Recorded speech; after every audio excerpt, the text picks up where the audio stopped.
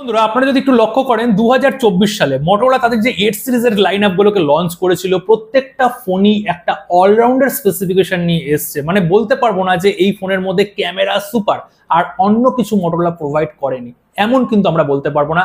প্রত্যেকটা ফোনের মধ্যে ইকুয়ালি ব্যালেন্স স্পেসিফিকেশন দিচ্ছে। কোনো ফোন ক্যামেরায় এগিয়ে যাচ্ছে, কোনো ফোন ডিসপ্লের দিক থেকে এগিয়ে যাচ্ছে, এমন কিন্তু নয়। একটা ইকুয়ালি স্পেসিফিকেশন দিয়ে প্রত্যেকটা ফোনকে কম প্রাইসের মধ্যে তারা লঞ্চ করেছে আর যথারীতি তার এখানে সুফলও পেয়েছে। মার্কেটে এখানে পার্সেন্টেজ কিন্তু অনেকটা এগিয়ে গেছে। এখন ইন্ডিয়াতে টপ মোট 6 কোম্পানির মধ্যে মোটরোলাও কিন্তু একটা কোম্পানি। তো তাদের H60 সিরিজের লাইন আপ শুরু হচ্ছে এপ্রিলের 2 তারিখ থেকে। আর H50 ফিউশনের যদি কথা বলি, এই ফোনটা India market as well as Bangladesh মার্কেটে কিন্তু চূড়ান্তভাবে বিক্রি হচ্ছে। আনঅফিসিয়াল মার্কেট বলুন, অফিসিয়াল মার্কেট বলুন, মুড়িমুড়কির মতন বিক্রি হচ্ছে এক কথায় বলতে গেলে। তো এই সাকসেসর হয়েই আসছে H60 ফিউশন। আজকে সমস্ত কিছু বলবো, কেননা 100% স্পেসিফিকেশন বেরিয়ে গেছে, দাম কত হবে সমস্ত কিছু আপনাদের সাথে শেয়ার করব। অবশ্যই ভিডিওটাকে লাইক অবশ্যই করবেন আর উপভোগ করুন, আর কোথাও গিয়ে ভালো লাগলে অবশ্যই সাবস্ক্রাইবটা করে যাবে। তো বন্ধুরা দেখুন, এই ফোনের যে ডিজাইন, যে 8 সিরিজের ডিজাইন হয়, মোটরোলার যে টিপিক্যালি ডিজাইন হয়, সেম টু সেম ভিগান লেদারের সাথে প্যান্টম টাচ আপনারা পেয়ে যাচ্ছেন। আর এখানে 3টে থেকে 4টে কালার অপশন থাকছে এবং প্রত্যেকটা কালারই বিউটিফুল, আপনাদের চয়েস অনুযায়ী আপনাদের পছন্দ হয়ে যাবে। আর ডিসপ্লে সেকশনে 6.67 ইঞ্চির কোয়াড কার্ভ প্যানেল আপনারা পাচ্ছেন, POLED panel with in display fingerprint sensor. আর এখানে resolution 1.5K resolution with 120 hertz refresh rate, মানে এখানে সমস্ত কিছুই থাকছে। আর ব্রাইটনেস লেভেল থাকছে এখানে 4500 নিটস পিক ব্রাইটনেস, যেটা HDR এ আপনারা সাপোর্ট পেয়ে যাবেন। মানে ডে লাইট কন্ডিশনে, হার্শ লাইট কন্ডিশনে কোনো সমস্যা হচ্ছে না। তো ডিসপ্লে এক কথায় অনবদ্য। যদি ব্যাক সেকশনে ক্যামেরার দিকে তাকান, এখানে একটা কিন্তু সেন্সর চলে এসেছে এক্সট্রা। মানে আগের জেনারেশনে দুটো আমরা ক্যামেরা সেন্সর পেয়েছিলাম, এখানে 3টে পাচ্ছি। Main camera sensor same to same থাকছে, সনির LYT 700 সিরিজ সেন্সর, যেটা এক কথায় অনবদ্য ভালো। যদি অপটিমাইজ করে থাকে যে কোনো কোম্পানি, তাহলে এই ক্যামেরা সেন্সর এই প্রাইস সেগমেন্টের মধ্যে বেস্ট আপনাকে ক্যামেরার দিক থেকে আউটপুট এনে দেবে। এখানে 4K থাকছে, এখানে OIS থাকছে, আর সেকেন্ডারি 13 মেগাপিক্সেল থাকছে। এখানেও আপনারা 4K 30 FPS এ ভিডিও রেকর্ডিং করতে পারবেন। এবং থার্ড ক্যামেরাটা এখানে মোটরোলা হাইলাইট করেনি, মনে হচ্ছে এখানে ডেপথ সেন্সর দেবে, কোনো টেলিফটো দেয়নি। কেননা টেলিফটো দিলে তারা কিন্তু অফিসিয়াল পেজে তারা হাইলাইট করতো এই টেলিফটো ক্যামেরাটাকে নিয়ে। আর ফ্রন্ট সেকশনে 32 মেগাপিক্সেলের সেলফি ক্যামেরা, আর এখান দিয়েও আপনারা 4K ভিডিও রেকর্ডিং করতে পারবেন। মানে কয়েকটা কোম্পানি মার্কেটে আছে, একটা দুটো যদি আমি এখানে মোটরোলার নাম নেই সবার প্রথমে আসবে, আর স্যামসাং এর নাম নেই তো স্যামসাংও থাকছে।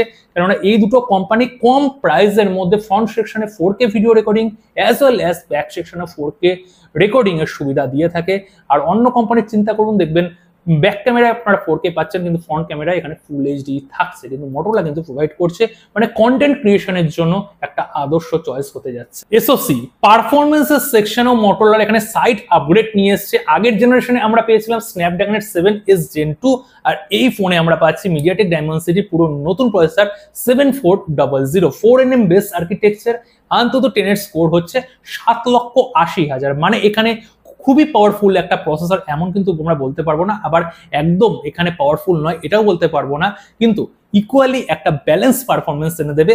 আর মোটরোলার ফোনগুলো কিন্তু গেমিং সেন্ট্রিক হয় না। এখানে আপনারা চরম লেভেলে গেমিং করবেন এমন কিন্তু কোনো ব্যাপার নেই। আপনারা মিডিয়াম মডারেট গেমিং করতে পারছেন, এডিটিংও করতে পারবেন, মডারেট এডিটিং করতে পারবেন, এবং ডে টু ডে কাজ যেটা হয় সেটা তো অনবদ্যভাবে আপনারা করতে পারছেন।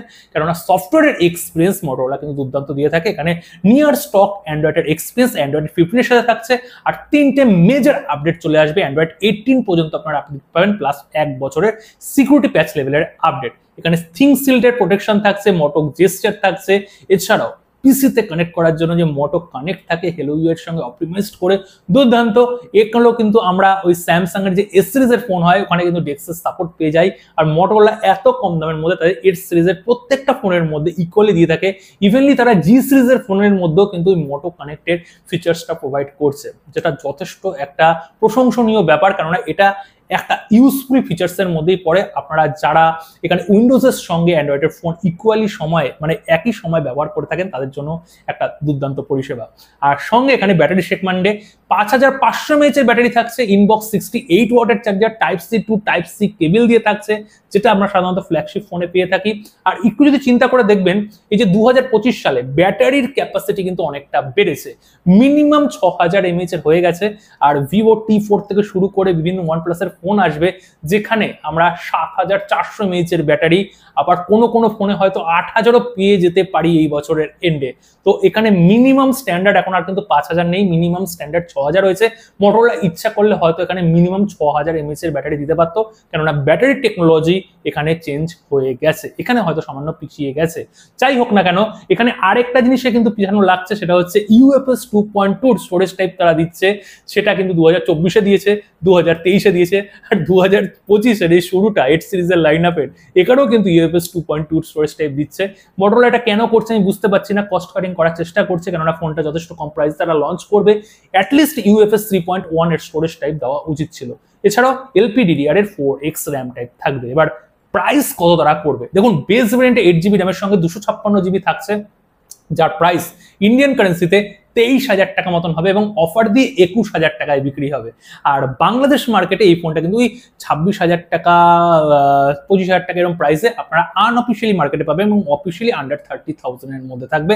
এছাড়াও একটা 12GBর সঙ্গে 256GBর একটা স্টোরেজ টাইপও আপনারা পেয়ে যাচ্ছেন। তো ইকুয়ালি এই ফোনটার যে আমি স্পেসিফিকেশন বললাম, দেখবেন কোনো জায়গার থেকে ইকুয়ালি একটা ব্যালেন্স স্পেসিফিকেশন লাগবে, মানে কোনো জিনিসের থেকে এগিয়ে যাচ্ছে না। শুধু ক্যামেরা সেন্ট্রিক স্মার্টফোন নয়, শুধু এখানে বিউটিফুল ডিজাইনের দিক থেকে খুব সুন্দর লাগছে তাও নয়, একটা ইকুয়ালি স্পেসিফিকেশন দিয়ে ফোনটা নিয়ে আসা হয়েছে। আর মোটরোলা সাধারণত এইরকম মিডিয়াকার প্রসেসর দিয়ে কিন্তু প্রত্যেকটা ফোন তাদের 8 সিরিজের লাইন আপের মধ্যে লঞ্চ করবে, মানে খুব ফ্ল্যাগশিপ 8 এলিট বা এখানে 8S Gen 3 এইরকম প্রসেসর দিয়ে কিন্তু তারা ফোন লঞ্চ করবে না, হয়তো তারা আলট্রা ভ্যারিয়েন্টটাও করতে পারে এই বছর। তো কেমন লাগলো আপনারা অবশ্যই কমেন্ট করে জানাবেন। দেখা হচ্ছে কালকে নতুন ভিডিওর সাথে, সকল ভালো থাকবেন, সুস্থ থাকবেন।